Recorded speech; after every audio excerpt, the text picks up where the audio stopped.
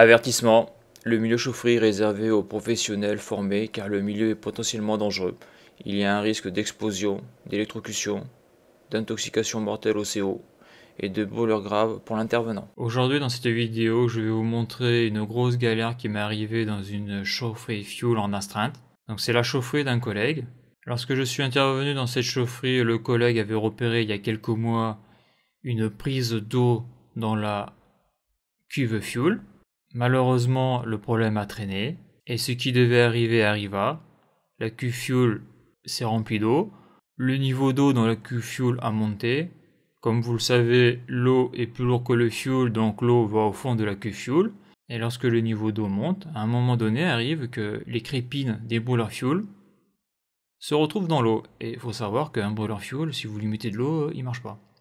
Dans cette vidéo, je vais vous montrer donc les galères que j'ai eues avec cette intervention. Je vais vous montrer comment l'eau de la cuve fuel a été évacuée. Et surtout, je vais vous montrer que lorsqu'on a ce genre de problème qui est gravissime en saison de chauffe, une prise d'eau dans la cuve fuel, eh bien il faut traiter le problème le plus vite possible. Et ne pas faire comme mon collègue qui a laissé traîner, et puis à un moment donné vous perdez un brûleur, suivant la hauteur de la crépine par rapport à la cuve, et après vous perdez le deuxième brûleur, et après vous êtes dans la merde. Surtout qu'en plus, là, c'est une chaufferie d'une maison de retraite médicalisée.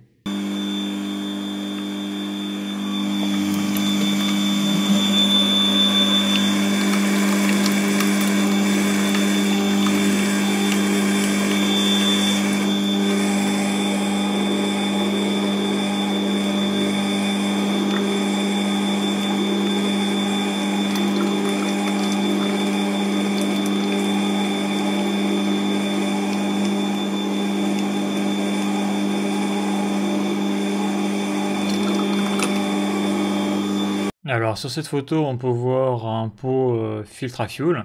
On peut voir que le liquide qu'il y a dans le pot est de couleur assez translucide. Donc ça c'est de l'eau. Donc quand vous avez un pot filtre fuel qui a cette couleur là, bon vous imaginez bien que le brûleur risque de ne pas marcher. Donc là pour qu'il soit aussi clair, ça signifie que quelqu'un a réarmé plusieurs fois le brûleur et qui a tiré donc de l'eau de la cuve fuel. Parce qu'en principe, quand de l'eau arrive, vous avez un mélange de fuel et d'eau, donc c'est une couleur un peu plus foncée. Et c'est ce qui met le défaut en brûleur. Alors que là, on voit que le liquide est bien clair et c'est vraiment pratiquement que de l'eau. Sur cette photo, on peut voir la différence lorsqu'il y a du fuel dans le pot. Donc le fuel est bien rouge. Sur cette photo, on peut voir que le fuel n'est plus tout à fait rouge foncé. On peut voir qu'en bas, il y a un dépôt blanc, un mélange de fuel et d'eau. Donc ça, c'est de l'eau qui est en bas du pot. Et on peut voir que le fuel est un peu rosé et qu'il y a plein de petits dépôts noirs sur le filtre. Donc quand il y a cette merde au fond du pot, ça peut provoquer une panne intempestive du brûleur. Alors je vais vous montrer ce qu'il y a dans la chaufferie. Donc là on peut voir la première chaudière fuel. Ici on peut voir la deuxième chaudière fuel.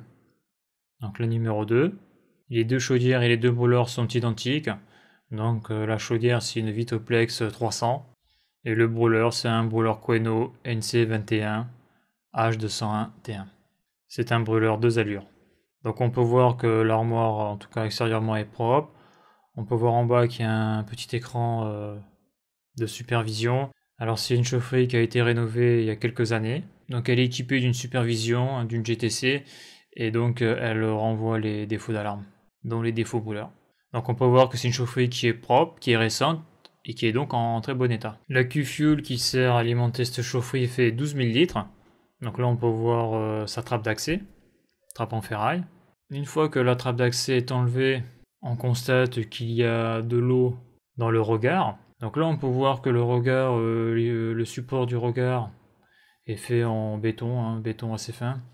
Et donc ce béton n'est pas étanche, donc on voit qu'au fond il y a de l'eau. Alors en principe c'est pas un souci si le trou d'homme est étanche et si les raccords, donc tout ce qui est crépine, est étanche. Bon, bien sûr pour l'intervention c'est un peu craignos parce que vous avez de la flotte mélangée avec du fuel. Et pour enlever ce fuel, cette eau, il faut un aspirateur qui puisse aspirer les liquides, comme celui-là qu'on peut voir sur la photo. Alors maintenant il existe des cuves fuel relativement récentes, où vous avez le regard qui est en acier, et entre la cuve fuel et le regard, vous avez un joint. Ce qui veut dire que lorsque vous avez mis votre plaque, même s'il flotte, eh bien, si l'étanchéité a bien été faite au niveau des tuyaux, lorsque les tuyaux rentrent dans le regard, il n'y a pas d'eau qui rentre à l'intérieur du regard de cette cuve fuel. Ici on peut voir ce que l'on appelle un combiné multibloc bitube. Donc c'est un bitube parce qu'il y a un tube cuivre qui sert à l'aspiration, donc qui aspire le fuel et qui l'envoie donc directement à l'aspiration de la pompe fuel du brûleur. Et il y a un autre tube qui est le retour fuel, donc qui va de la pompe fuel à la citerne. Par exemple, lorsque l'électrovanne fuel est fermée et que le moteur tourne, donc la pompe fuel tourne, et bien le fuel va directement donc de l'aspiration vers le retour. Donc là ici on a la vanne police, et donc tout cet ensemble là, on l'appelle combiné multibloc bitube. Donc là c'est un classique, mais il peut exister des combinés multibloc bitube à flotteur. C'est-à-dire que sous cette pièce en laiton, il y a donc deux tuyaux qui vont donc dans la cuve fuel tout en bas, et il y en a qui ont un flotteur pour justement aspirer toujours en haut du niveau fuel. Donc ici c'est pas le cas sur celle-là. Et sur la cuve fuel où il y a eu de l'eau, ça n'a pas été le cas. C'est-à-dire que s'il y a de l'eau au fond de la cuve ou s'il y a de la merde et si la crépine est trop basse, eh bien vous aspirez la flotte et la merde. Donc ici c'est l'appareil qui permet de connaître le niveau de la cuve. Ça c'est le combiné multibloc du deuxième brûleur. Donc ici c'est là où le camion citerne injecte son fuel. Et donc ça c'est les vents de la cuve fuel, on le voit il est en acier sur cette cuve là. Et là la petite pièce noire qu'on voit en haut là, c'est ce qui permet de savoir si la cuve est percée ou pas. Donc c'est une cuve enterrée double pot. Donc entre ces deux pots il y a un liquide, donc c'est de l'antigel il me semble. Et donc ce boîtier noir contrôle le niveau de ce liquide qui entre les doubles pots. Car c'est une des deux pots perce, que ce soit à l'intérieur de la cuve ou à l'extérieur de la cuve, au niveau du sol, et bien le niveau va baisser et ce boîtier noir à l'intérieur, donc il y a un capteur qui va détecter que le niveau a baissé et donc il va y avoir un renvoi d'alarme. Alors pour savoir s'il y a de l'eau dans une cuve fuel, pour savoir combien il y a de centimètres d'eau au fond de la cuve, il existe un produit que l'on applique sur une sonde. On sonde la cuve fuel, donc ça peut être un long morceau de ferraille, un morceau de bois assez long. Donc on applique cette pâte, on rentre la sonde jusqu'à temps que on touche le fond de la cuve, on la ressort et on va voir que cette pâte va changer de couleur. Et lorsqu'elle change de couleur, on peut voir que la pâte, là où il y a eu de l'eau, on peut voir que ça vire au violet. Alors ce jour-là, je suis d'astreinte, je suis appelé pour un dépannage, donc pour une chaufferie fuel d'une maison de retraite. Donc lorsque j'arrive dans la chaufferie, voilà ce que je trouve. Donc c'est l'inside d'un collègue.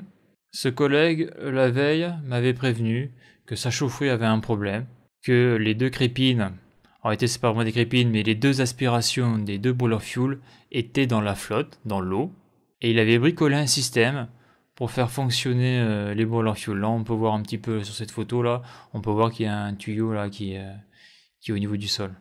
Donc pour la petite histoire, le premier brûleur était tombé en panne, il me semble, au mois d'octobre, parce que justement l'aspiration du premier brûleur aspirait déjà de la flotte. C'est la photo que l'on voit au début de la vidéo avec le pot filtre fuel rempli d'eau.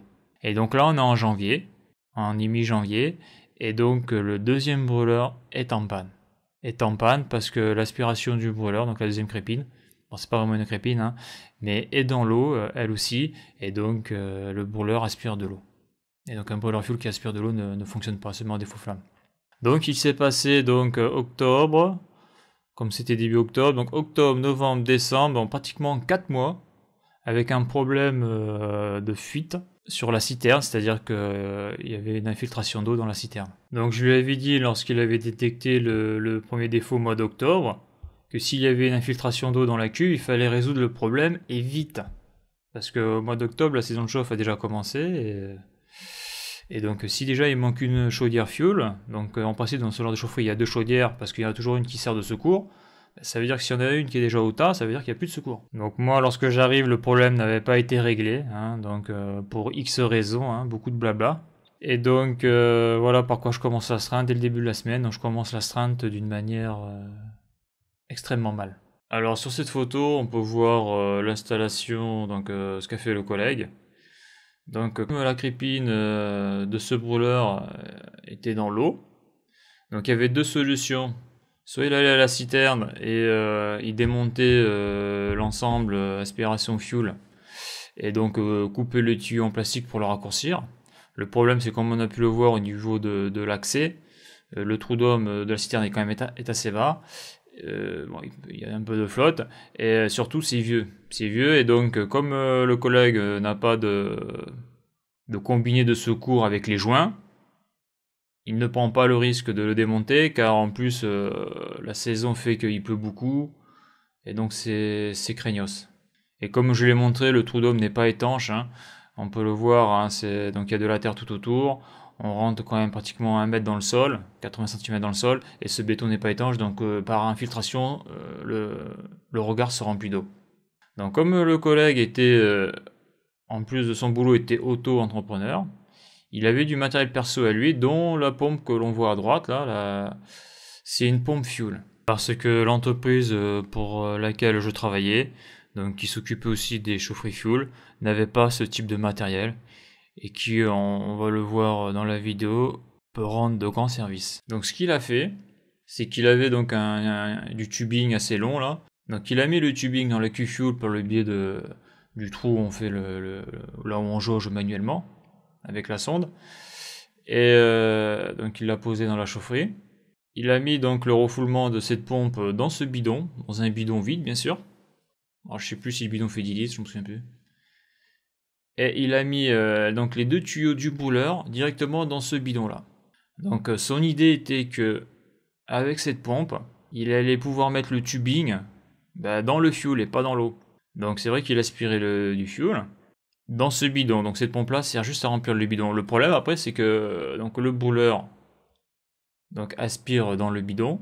Donc il a eu de la chance au niveau des débits, c'est-à-dire qu'en fonctionnement normal, le débit de sa pompe fuel, c'était pratiquement l'équivalent du débit de la pompe fuel du brûleur. Ce qui veut dire qu'en fonctionnement, le bidon ne débordait pas. Par contre, pour que sa pompe fuel qui est à droite fonctionne, il fallait faire électriquement un asservissement entre la pompe fuel et le brûleur. D'ailleurs, on le voit, il a raccordé la pompe fuel sur le brûleur. Le gros souci, c'est arrivé une fois, c'est que les brûleurs fuel quand même sont des brûleurs assez sensibles. C'est-à-dire que s'il y a de la merde dans le fuel, à un moment donné, les fils vont se boucher, vont se colmater, ce qui va faire que la combustion va être plus ou moins merdique, et à un moment donné, il va y avoir un défaut flamme. Donc ce qui s'est passé, donc c'est arrivé en journée, donc c'est lui qui a été nettoyé. Le brûleur s'est mis en défaut, d'accord. Mais un brûleur qui se met en défaut, la chaîne thermostatique T1 T2 était toujours fermée, c'est-à-dire le brûleur, quand la chaudière demandait toujours que le brûleur fonctionne, et lui il avait raccordé donc sa pompe fuel sur T1 T2. Donc T1 T2, je rappelle, hein, c'est l'aquasta limiteur, c'est lui qui donne l'ordre ou pas de démarrer au brûleur. Donc un brûleur en défaut, la chaudière demande toujours l'ordre au brûleur de démarrer, mais bon, le brûleur ne marche plus parce qu'il est en défaut. Donc le problème c'est que le brûleur s'est mis en défaut, et sa pompe fuel fonctionnait toujours, ce qui fait que à un moment donné, il a inondé la chaufferie de fuel. Donc comme c'est arrivé en journée et pas d'astreinte, c'est lui qui a été nettoyer sa merde. Et moi en astreinte, donc quand j'ai pris l'astreinte, j'ai vu son bordel là. D'ailleurs on voit qu'il y a un peu de fuel un peu partout là sur le tour. J'ai rajouté à gauche là, on peut le voir à gauche, un contacteur auxiliaire. Et ce que j'ai fait, c'est au niveau de la commande. Sur le coffre de sécurité, vous avez un retour défaut. Donc vous avez un retour défaut. Ça veut dire que le contact se ferme et donc envoie une alimentation où vous voulez. Par exemple, ça peut aller sur une GTC. Et donc là, je l'ai mis sur un contact auxiliaire. Ce qui veut dire que, donc ça signifie quoi? Ça signifie que lorsque le coffre de sécurité se mettait en défaut, j'ai alimenté un contacteur auxiliaire. D'accord? Donc j'avais mis un NC. Donc le NC s'ouvrait, donc un contact normalement fermé. Ce qui coupait l'alimentation de la pompe qu'on voit à droite. Et donc même si T1 T2 restait fermé, la pompe s'arrêtait, donc le fuel ne débordait pas du bidon. Mais le gros souci de tout ça, c'est que, moi j'ai pu le voir, hein, c'est que bon, les brûleurs, quand vous avez de la merde dans la Q-Fuel, donc ce petit tubing, il bougeait à l'intérieur de la Q-Fuel, et que bon, c'est vrai que ça permettait de marcher quelques heures, mais il y avait toujours des défauts tombés à n'importe quel moment. Alors comme j'avais constamment des défauts flammes dans cette chaufferie, et comme c'était moi qui étais d'astreinte, j'avais mon téléphone portable du boulot, donc je recevais souvent des SMS de dépannage pour cette chaufferie-là. Donc pour la petite anecdote, quand je recevais un SMS, donc ça voulait dire que le boiler fuel était en défaut, mais ce que je recevais c'était pas un SMS du type boiler fuel est en défaut, car comme je l'ai indiqué juste avant, j'avais utilisé le retour défaut du coffret de sécurité pour mon contacteur auxiliaire, parce que ce retour défaut n'était pas relié à la GTC. Donc le dépannage que je le recevais souvent après une demi-heure de défaut du boiler fuel, c'est-à-dire que comme c'était l'hiver, quand il faisait froid, la température de la chaudière n'était pas bonne, et donc là par contre au niveau de la GTC la température était contrôlée, je recevais un défaut.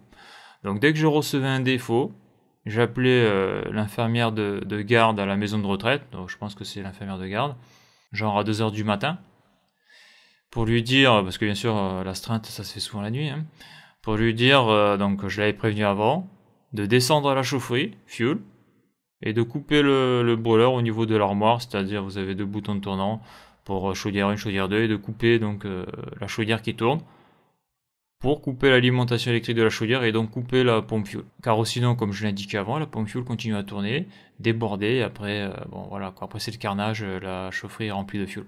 Sachant qu'avec ce système-là, des pannes, j'en ai eu un paquet, ce qui fait que souvent, par exemple, si j'avais un défaut à minuit ou à 11h du soir ou même à 1h du matin, donc j'appelais la maison de retraite, en tout cas avant d'avoir fait cette intervention-là, pour aller en chaufferie couper le brûleur, et après moi, à 4h du matin, je me déplaçais à la chaufferie pour remettre en marche tout ce bordel, parce que dans les maisons de retraite, c'est vers 8h que se font les toilettes, donc bon, avec le chauffage et l'inertie, ça passait.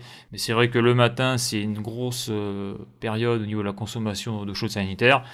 Donc j'avais fait le choix de venir plutôt vers 4-5 heures du matin que vers 2 heures du matin, parce que ça m'est arrivé une fois, à 21 heures, j'arrive à la chaufferie, je la remets en marche. Donc pendant 3 heures, pas de problème, et puis à minuit, boum, redéfaut flamme, parce qu'il y a de la merde qui est passée dans le tubing. Et c'est lors d'une intervention très tôt le matin que j'ai installé mon petit contacteur auxiliaire sur la gauche, pour justement éviter la nuit d'appeler l'infirmière d'astreinte, pour couper le brûleur de la chaufferie. Donc les brûleurs fuel, quand même, ce sont des brûleurs, il faut pas grand chose pour les mettre en défaut, hein. S'il y a un problème sur la ligne d'aspiration, ou si le fuel est de mauvaise qualité, ou s'il y a des saloperies qui flottent, ça va très très vite. Alors je ne l'ai pas dit, mais j'étais obligé d'appeler donc la garde de la maison de retraite, pour la simple et bonne raison, c'est que à partir du moment où je recevais le coup de fil, à partir du moment où je partais de chez moi, il me fallait 45 minutes pour arriver à la chaufferie. Car c'est aussi le problème lorsque l'on travaille dans des zones, on va dire, campagnardes, c'est que la distance entre les sites peut être assez grande.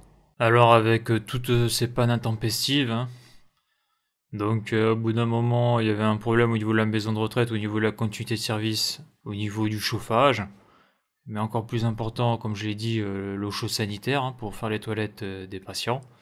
Et donc à un moment donné, les gens, la direction de la maison de retraite a commencé un peu à s'énerver, on va dire ça comme ça. Et donc c'est là où on voit que dans ces moments-là, l'entreprise pour laquelle je travaillais s'est un peu sorti entre guillemets les doigts, et a fait donc le boulot. Alors bien sûr dans l'urgence, hein, donc même le technicien qui était référent sur ce site, le pauvre, il en a pris plein la tête, hein. C'est clair que quand vous allez au boulot en sachant que vous allez vous faire entre guillemets agresser verbalement, c'est pas super. Donc moi, comme c'était pas mon site, ça me dérangeait pas d'y aller parce que c'était pas mon site. Donc le client avait bien compris que le problème avait été entre guillemets le laxisme de la société pour laquelle je travaillais, qui n'a pas pris en compte la gravité du problème à temps, hein. Comme je l'ai dit, ça a commencé au mois d'octobre, et les 2 brûleurs, la chaufferie complète est tombée en rade quelques mois après, donc au mois de janvier. Donc pour vider une cuve fuel, il n'y a pas 36 solutions, hein. C'est un travail de spécialiste. En France, il y a des entreprises qui sont spécialisées pour entretenir les citernes. Je ne sais pas si vous le savez, mais toutes les stations essence ont des citernes de très grosse capacité, hein, plusieurs dizaines de milliers de litres. Et donc je crois que c'est une fois tous les 10 ans, une entreprise intervient sur la cuve, ouvre le trou d'homme, rentre dedans et nettoie tout ce qu'il y a nettoyé dans une cuve. Donc il faut savoir que dans une cuve fuel, il peut y avoir un petit peu d'eau. Et donc l'eau avec l'oxygène, s'il y en a, et le fuel, ben, ça crée des boues, il y a des dépôts au fond. Il y a de la merde qui se pose au fond de la cuve et il faut donc les enlever. Car c'est pour ça que lorsqu'il y a un dépotage fuel, c'est-à-dire lorsqu'un camion citerne vide son fuel dans une citerne enterrée, il est plus que conseillé de couper la chaufferie, c'est-à-dire tous les brûleurs, pendant au moins 2 heures, le temps que les dépôts qui auront suspension dans le fuel se déposent au niveau du fond de la cuve. Parce que lorsque la citerne vide son fuel, c'est fait sous pression au niveau de la citerne, et donc il y a un très très gros débit qui sort de ce tuyau-là, et toute la merde qui est au fond de la cuve, la merde est soulevée, ça vole de partout. Ce qui fait que, bon, j'ai le collègue qui a fait un test une fois, si vous attendez un quart d'heure, vous rallumez votre brûleur, le quart d'heure d'après, il est en défaut parce que les filtres sont colmatés. Donc l'entreprise arrive avec son camion. Donc là, on peut voir à l'arrière, il y a un gros bac de récupération pour l'eau qu'il y a au fond de la cuve fuel. Donc c'est un mélange de flotte et un peu de fuel. Donc car bien sûr, le fuel, il n'est pas rejeté, en tout cas ce mélange dans les égouts. Il s'est récupéré après se retraité. Donc le nom de ce bac, je l'ai oublié, c'est un nom technique, je ne me souviens plus. Et donc l'entreprise, pour aspirer ce mélange d'eau là et de fuel, arrive avec sa pompe. Donc c'est une pompe pneumatique qui fonctionne donc avec de l'air comprimé. Et bien sûr, en faisant ça, il faut aussi trouver l'origine de la fuite, l'origine de l'infiltration, qui fait que lorsqu'il pleut, l'eau rentre dans le regard, et du regard, une partie de cette eau va dans la citerne enterrée, rentre dans la cuve fuel. Alors ils utilisent une pompe pneumatique car ils interviennent sur des sites dangereux, comme par exemple des sites où il y a de l'essence. Et il faut savoir que le fuel, au-delà d'une certaine température, le fuel dégage des vapeurs. Et ce sont les vapeurs qui sont inflammables. Donc s'il y a une poche de fuel, niveau vapeur je parle, et s'il y a une étincelle, ça explose. Donc là on est en zone, ce qu'on appelle les zones ATEX. C'est des zones où lorsqu'on met un matériel électrique, en tout cas un matériel quelconque, il faut qu'il soit autorisé à rentrer dans cette zone-là. Donc souvent c'est du matériel pneumatique, parce qu'on le voit, une pompe pneumatique c'est robuste, c'est solide, mais il existe aussi, on le voit dans l'industrie, des pompes électriques, mais ATEX, c'est-à-dire qu'elle est habilitée à rentrer dans des zones qui sont potentiellement explosives suite à des dégagements de vapeur. Vapeurs qui sont bien sûr des vapeurs inflammables. Donc c'est pour ça que le fuel, l'essence, il vaut mieux l'aspirer, il faut l'aspirer avec du matériel qui est adapté pour éviter que ça vous pète à la gueule. Alors voici l'origine de la fuite, on voit que c'est un coude, ce coude est en plastique et ce coude est fêlé. Ce coude est dans le regard, au fond, et ce coude, en réalité, il est au niveau de l'évent de la cuve fuel.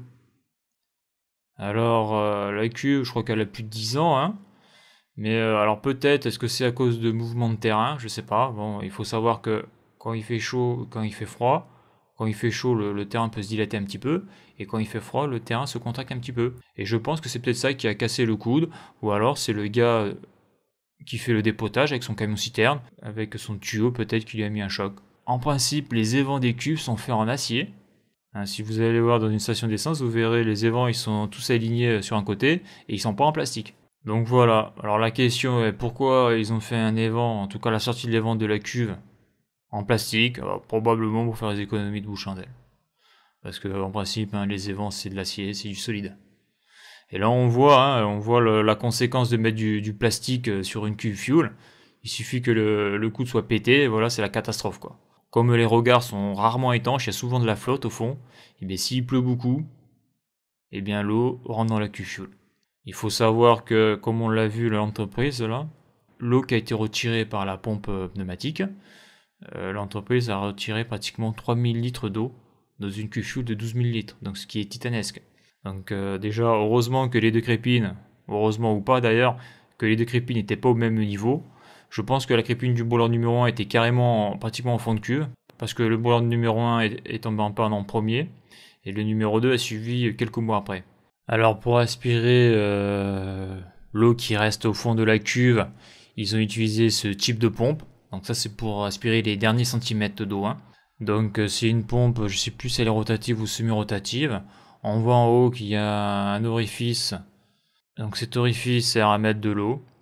C'est-à-dire que cette pompe doit être amorcée manuellement.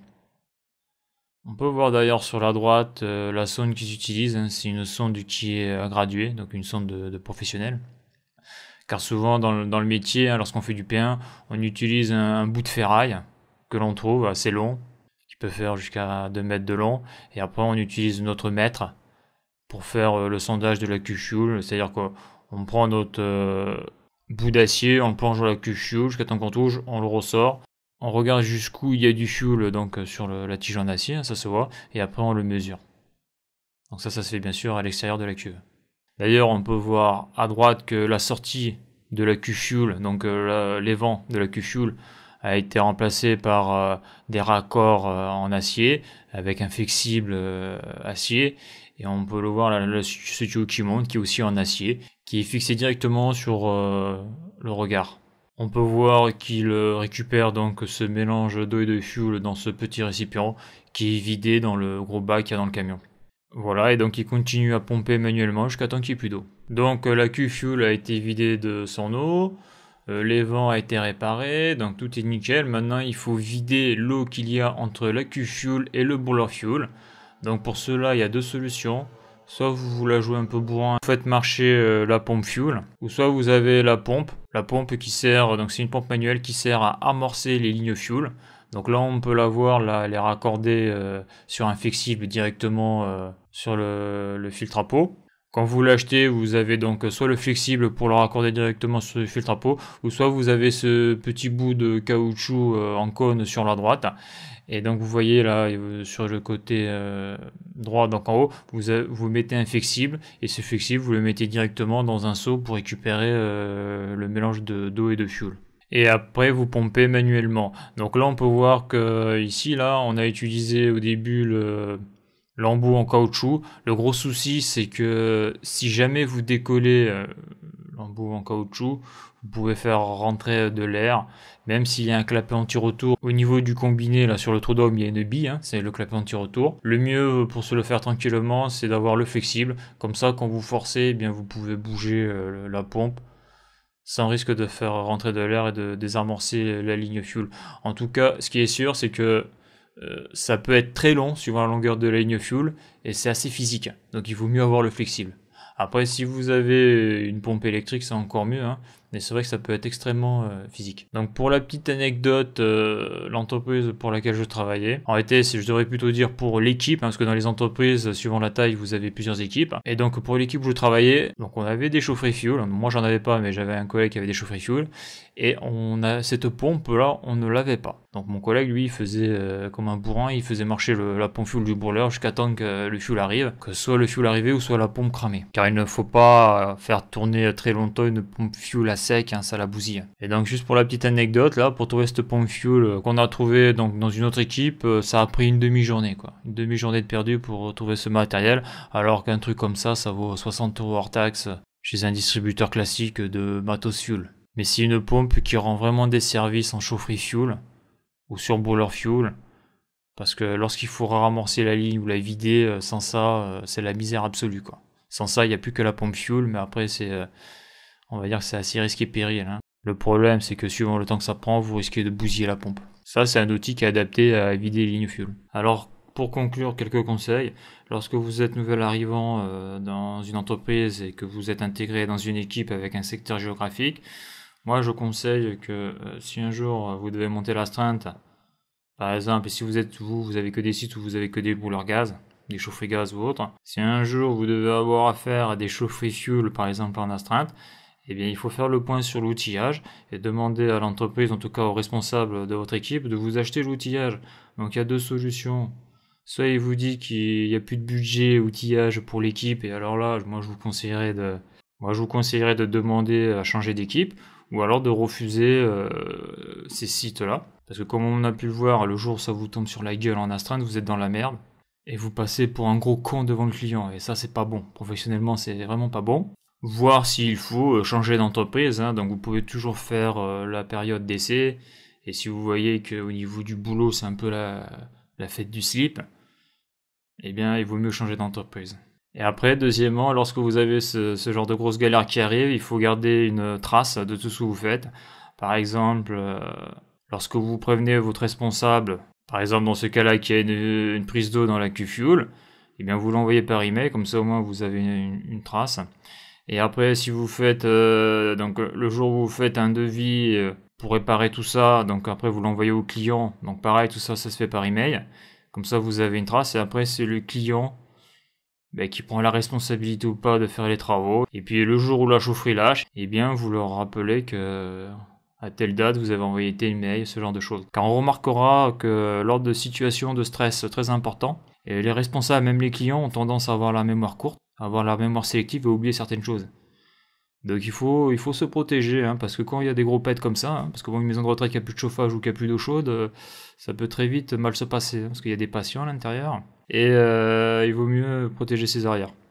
En tout cas, dans certaines entreprises, il vaut mieux tout tracer, en tout cas pour des choses aussi sensibles. Alors, pour la petite anecdote, une fois j'avais un lycée, donc dans ce lycée il y avait un bâtiment administratif, et ce bâtiment administratif était chauffé que par une chaudière, une vieille chaudière. Donc j'ai fait un devis au client pour avoir des pièces de secours. Le client a refusé, donc j'en ai pris note, j'ai envoyé un mail, et j'ai prévenu le client, les délais sur les pièces c'est minimum 3-4 jours. Si la petite chaufferie tombe en panne au mois de février, eh bien il faudra dire au personnel de mettre un pull, de mettre un sous-pull, de travailler avec un bouson, ou de mettre des petits radiateurs électriques, mais voilà, il n'y aura plus de chauffage. Parce qu'il n'y a pas de chaudière de secours. Voilà, car quand tout marche bien, tout le monde est copain, mais quand ça marche plus, il n'y a plus de copains. Donc voilà pour cette petite vidéo, et à bientôt pour une prochaine vidéo.